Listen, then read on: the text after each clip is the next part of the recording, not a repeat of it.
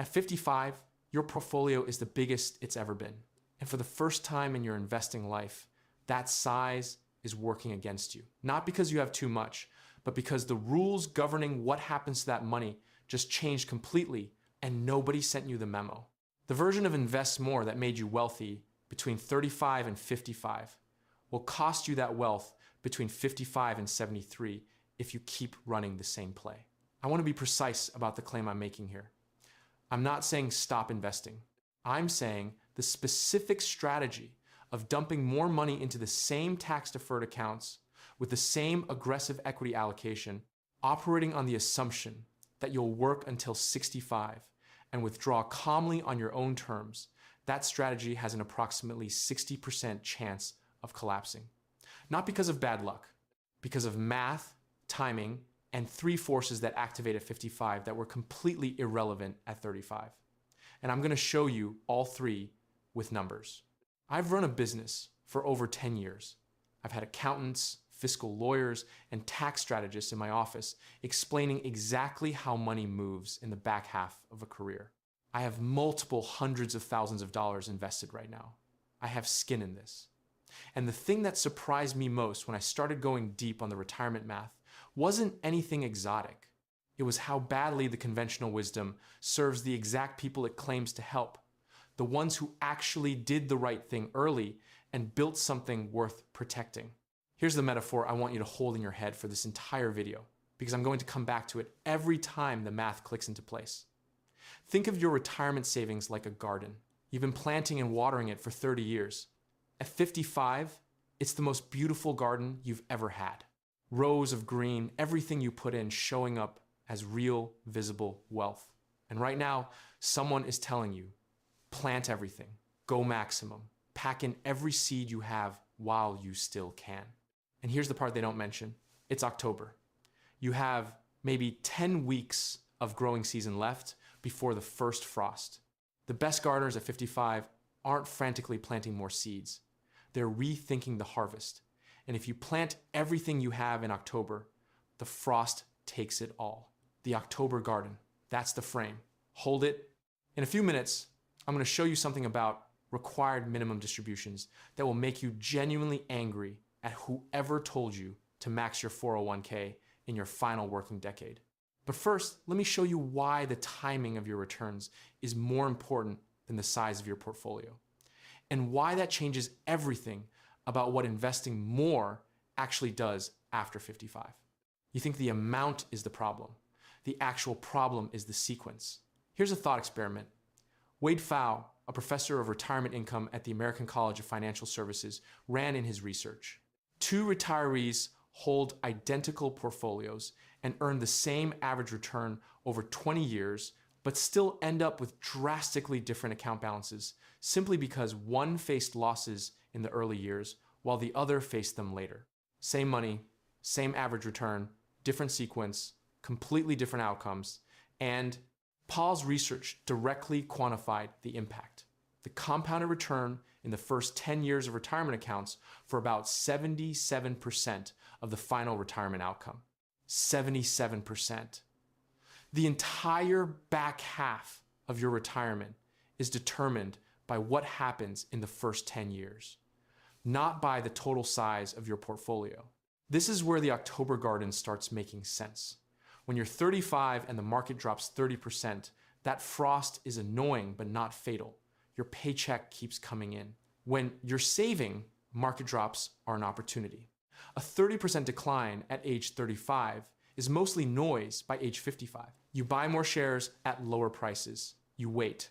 Compounding recovers the loss and then some. But when you're withdrawing, the math flips. A 30% decline in year 2 of retirement means you're locking in losses every time you sell shares for income. The portfolio never gets a fair chance to recover.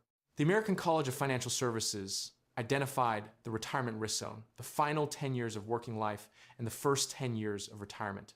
This 20-year span is when nest eggs are both at their fullest and most vulnerable to loss.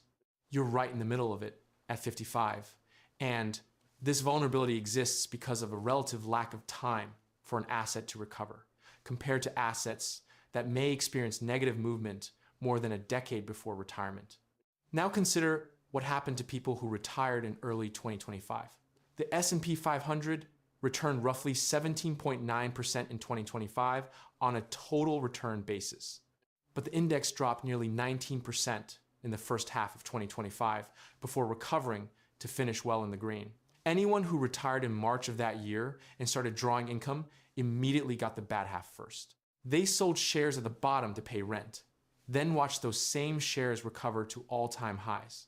But they'd already sold them. That's sequence risk in the real world. And here's where the conventional advice breaks down completely. Most retirees assume more stocks equals more growth equals more spending.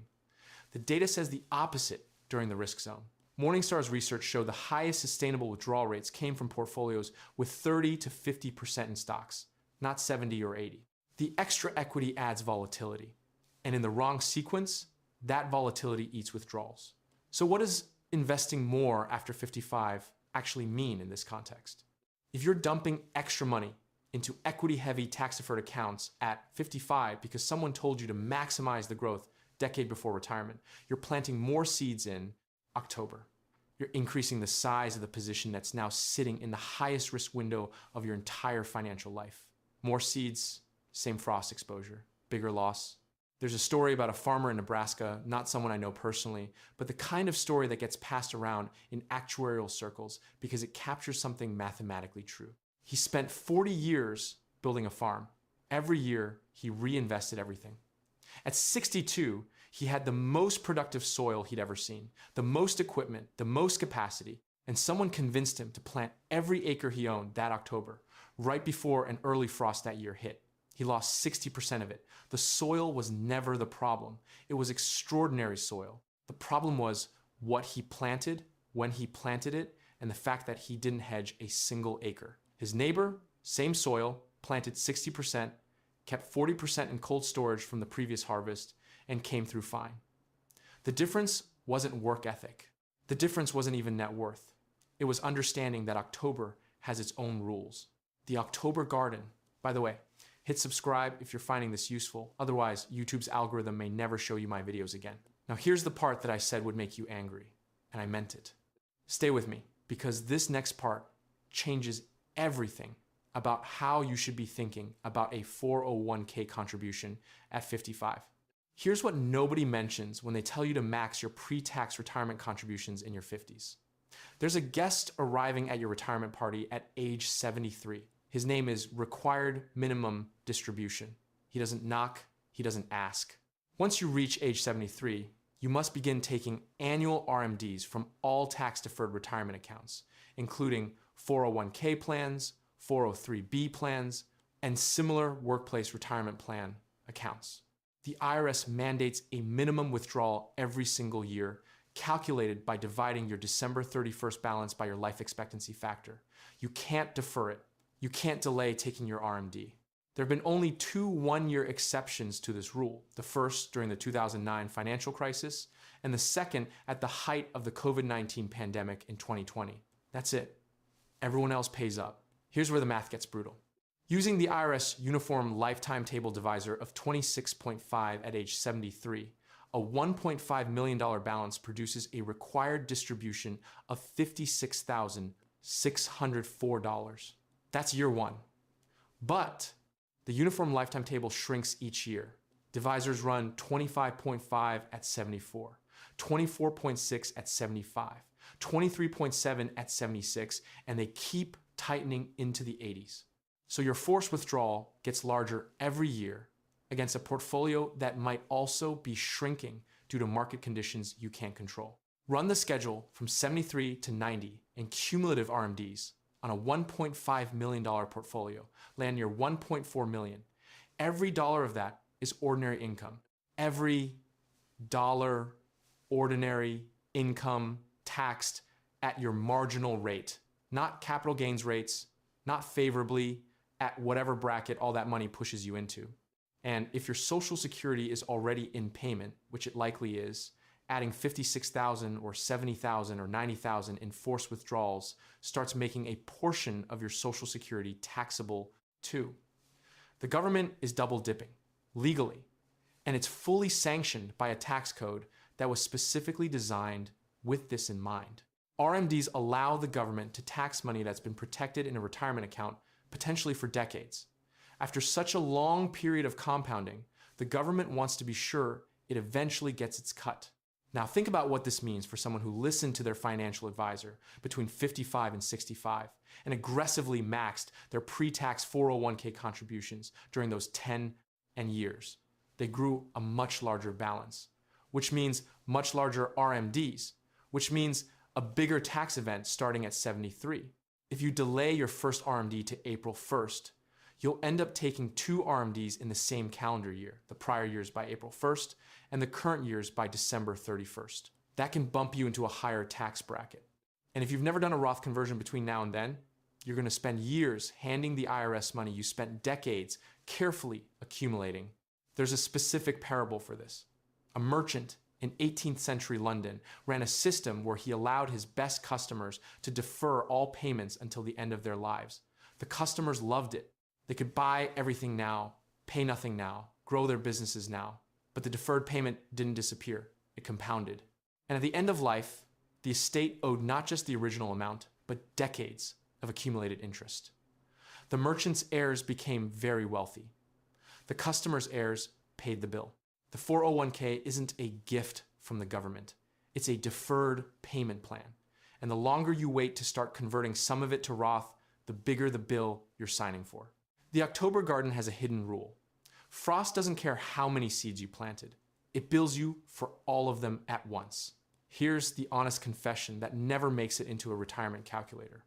You can read everything I just said and understand it completely, and still do nothing about it, because knowing a risk and building a system around it are two very different problems.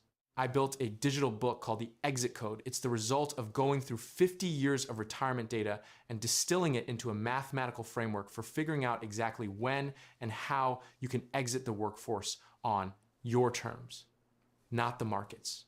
One of the chapters focuses specifically on what I call the dynamic withdrawal method, a system that replaces the 4% rule with something that actually accounts for the sequence of returns problem I just described. Morningstar's December 2025 research, by the way, put the optimal withdrawal rate for people retiring in 2026 at 3.9%, not 4%, which means the rule you were probably planning around is already slightly wrong before you even start. The book also walks through what I call the 58% rule, the reality that roughly 3 in 5 workers exit the workforce earlier than they planned, usually involuntarily, and the buffer strategy that protects you when that happens to you. It costs less than a dinner out. The link is in the description. Now, the invisible bill. The one that will absolutely force you to sell assets at the wrong time if you haven't planned for it. And with the calendar flipping to 2026, this bill just got bigger than it's been in years. Healthcare. Before Medicare. That gap between whenever you actually stop working and age 65, health insurance can represent one of the largest expenses for individuals who retire before age 65. Monthly premiums of roughly $1,000 to $1,100 per person can meaningfully affect how long retirement savings last, especially when combined with other core costs such as housing, food, and transportation. Wait, that was last year's number. Here's this year's. At age 60, you could pay $19,176 per year for health insurance if you're shopping for your own plan and don't qualify for discounts. Health insurance costs an average of $1,691 per month at age 62 and $1,766 per month at age 64 for one person. Now, double it for a couple. A couple in their early 60s, both uninsured, retiring without employer coverage, who plan to be fine because they have savings. They're staring at roughly $40,000 per year in health insurance premiums before they pay a single copay, deductible, or prescription. For 2026, the out-of-pocket limit for marketplace plans cannot exceed $10,600 for an individual and $21,200 for a family. That's the maximum additional exposure on top of premiums. Add it up for a couple, and you're potentially looking at $61,200 in a single bad health year, just in insurance-related costs. And now, here's the part that got significantly worse in 2026 specifically. At the end of 2025, the enhanced premium tax credits that had lowered ACA premiums since 2021 expired and were not renewed. For early retirees, this means the subsidy cliff at 400% of the federal poverty level is back. So anyone earning above roughly $62,600 as a single person in 2026 pays full price for marketplace coverage, which can exceed $1,500 a month at age 62 in some rating areas. Most people who retire at 62 with a solid portfolio will have income above that threshold from their withdrawals, dividends, and maybe a small pension, which means they pay full price, which means the savings they're living on is being bled out continuously every month into health insurance before the market even gets a chance to hurt them. Think about what this creates in sequence of returns terms. You need $40,000 a year for healthcare. You're retired. Your only source of income is your portfolio. A market correction hits in year 2 of retirement. Your portfolio drops 20%, but you still need that $40,000. So you sell shares at the bottom to pay your insurance premium. You are permanently locking in losses to cover a cost that compounds against you every year until age 65. This is the frost eating the October garden in real time. There's a plumber I know of a real story from a financial planner's client base, shared as an anonymized case study, who retired at 62 with $500,000 saved, which for a blue-collar worker represented 30-something years of careful discipline. He was proud of it. His financial advisor told him he was on track. What nobody modeled was the healthcare cost. The first year of retirement, he paid $22,000 in premiums and out-of-pocket costs. Market dropped that same year. He sold $38,000 in fund shares at a loss to cover expenses. By year 3, his $500,000 was down to $380,000. Not because of bad investing, because of a cost he didn't account for during a sequence of returns that hit him early. He went back to work at 64, not because he wanted to, because the numbers forced him. This is your retirement system working exactly as designed. The fund companies got their fees. The insurance companies got their premiums. The IRS will get their RMDs starting at 73.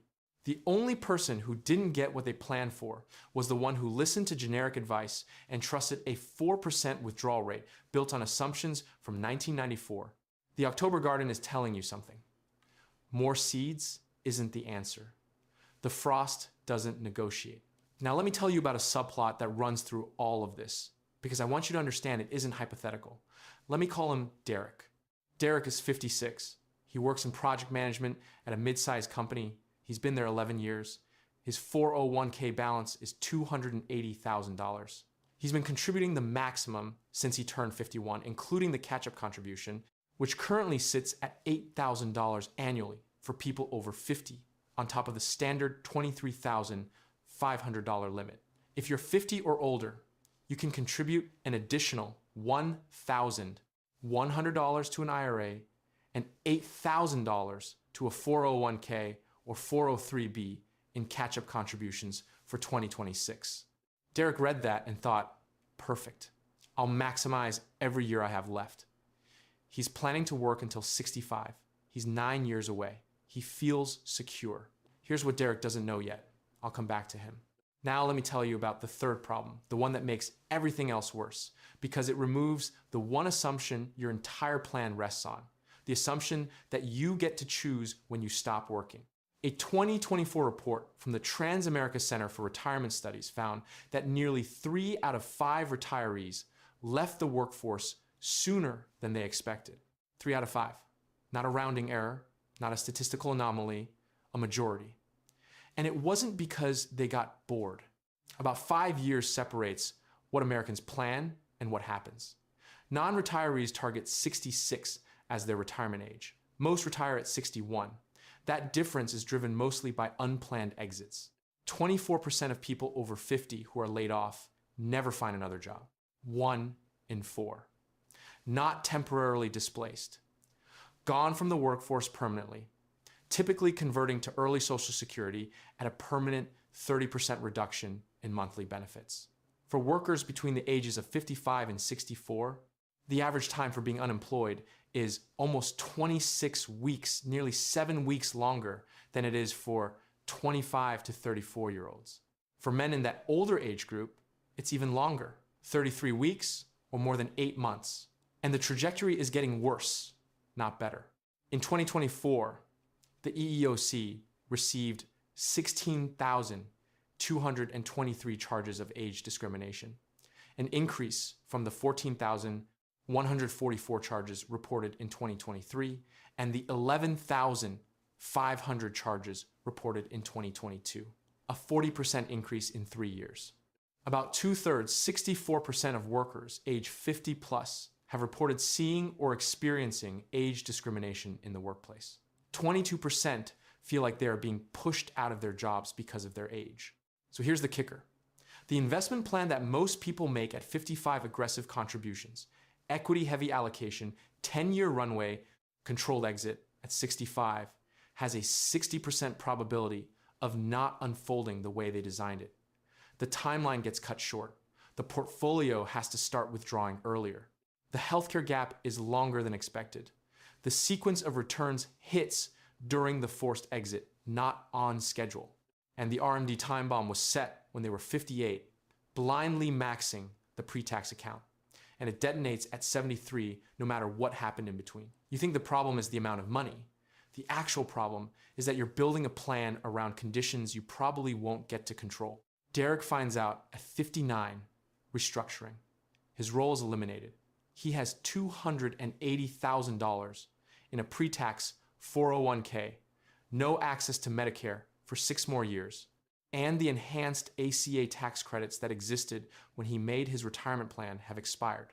He's looking at roughly $19,000 a year in healthcare premiums on the marketplace at his age and income level. He has 2 options: take an early withdrawal from the 401k and pay the 10% penalty plus ordinary income tax, or drain his after-tax savings first while watching his pre-tax balance grow into an even bigger RMD problem at 73. The thing about October is the frost doesn't wait for you to be ready. Now let's put actual numbers on a realistic scenario, because I want you to be able to see yourself in this. Marcus is 55. He earns $95,000 a year. He has $280,000 saved across a 401k and a traditional IRA. He's been contributing consistently, but not maximally. His financial advisor just told him the next 10 years are critical. Max out every available contribution. You've got the catch-up contributions available now. Hit them hard. Marcus wants to retire at 65. He trusts the advice. He starts contributing $31,500 annually, maximum, into pre-tax accounts. Scenario A. Marcus follows this advice for 10 years, retires at 65 on schedule. His balance at 65, assuming a 7% average annual return, reaches approximately $800,000. On the 4% rule, that's $32,000 per year in withdrawals. Add Social Security, say $18,000 a year if he claims at 65. He's living on $50,000 a year. Manageable, if tight. But then age 73 arrives. His balance has grown to about $1,200,000 if he's careful. His first RMD, $45,283, taxed as ordinary income on top of his Social Security. His Social Security becomes partially taxable. His Medicare premiums get hit with IRMA surcharges if his income crosses $85,000. The government is collecting on a debt Marcus didn't even know he owed. Scenario B. Marcus, at 55, splits his contributions. He puts $15,000 into his pre-tax 401k to capture the full employer match, and simultaneously begins moving money from his traditional IRA into a Roth through annual conversions, staying deliberately inside the 22% tax bracket. He builds a liquidity buffer in a taxable brokerage account with a year's worth of expenses. He shifts his asset allocation from 70-30 to 50-50 as he approaches 60, building cash and bond ladders, specifically designed to cover the first 2 years of retirement without selling equities. The total investment dollars are nearly the same as scenario A. But the tax structure, the liquidity position, and the sequence of returns exposure are fundamentally different. In scenario B, if Marcus gets laid off at 60, he doesn't panic sell equities. He draws from the cash buffer.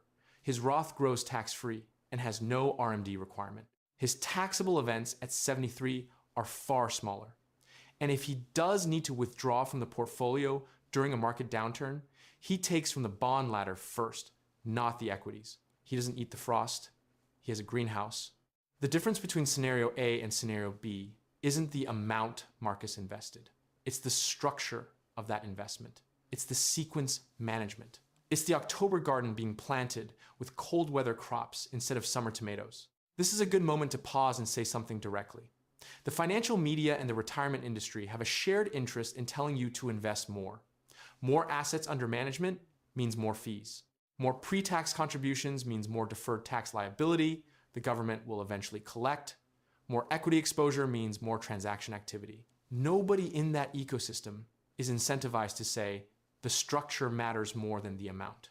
Morningstar's December 2025 research announced 3.9% as the optimal rate for those retiring in 2026, down from the 4% that's been quoted uncritically for 30 years. The 4% rule was developed in 1994, when bond yields were different, life expectancies were shorter, and healthcare costs weren't capable of taking out a retiree's savings in 3 years of bad luck. Bengen assumed that retirement savings should last 30 years to account for longevity risk.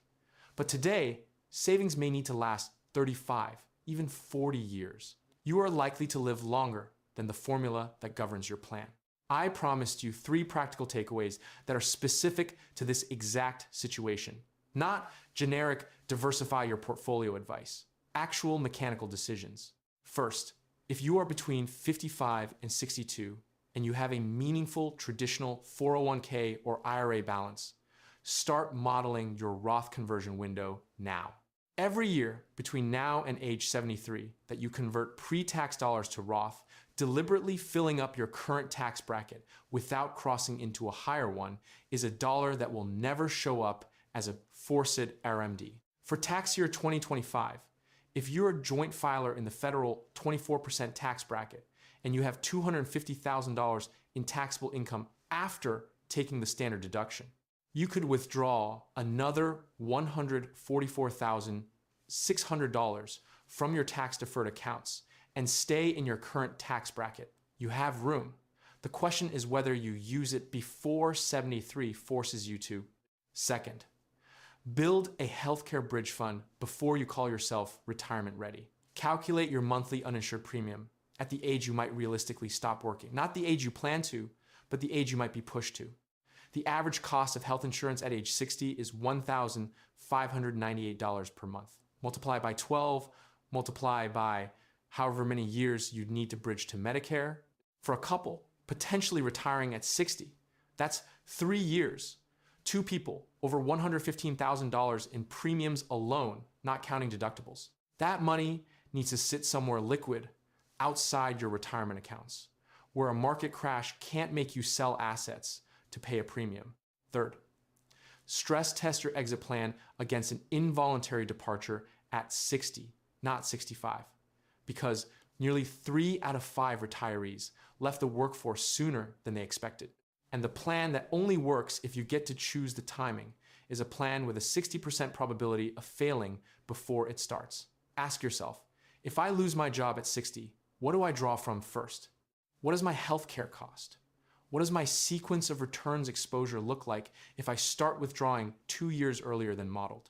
If the answer to any of those questions is, I haven't thought about it, that's not a math problem. That's a planning problem. And the math you're doing right now, investing more into the same pre-tax accounts, is making that planning problem worse, not better. Here's what happened to Derek, finally. He retools at 60. He picks up contract work, not the same salary, but enough to cover expenses without touching the portfolio for 2 years. He converts $60,000 of his 401k to Roth each of those 2 years. Paying tax now at the 22% bracket, rather than later at whatever rate applies when RMDs force the issue at 73. He moves 18 months of expenses into a high-yield savings account as a healthcare and sequence of returns buffer. He delays claiming Social Security to 67, using the bridge to cover the gap. It's not the retirement he planned, but it's functional and it's protected. Derek figured it out. Most people don't because nobody told them the game changed at 55. The financial industry will give you a complimentary portfolio review and tell you to invest more. Your 401k provider will send you notifications about catch-up contributions. Your advisor will reference the 4% rule without telling you Morningstar just revised it downward. Lazy investing built more fortune than crypto memes. And lazy investing, done correctly, means understanding that after 55, the smart moves look passive from the outside Roth conversions. Liquidity buffers, sequence management, healthcare bridge funds, but they're doing more financial work than any aggressive contribution you could make. The October garden doesn't need more seeds. It needs a cold frame, a root cellar, and someone who knows what kind of crop survives a frost. Derek figured that out. Don't wait for the frost to teach you. Script word count, approximately 5,200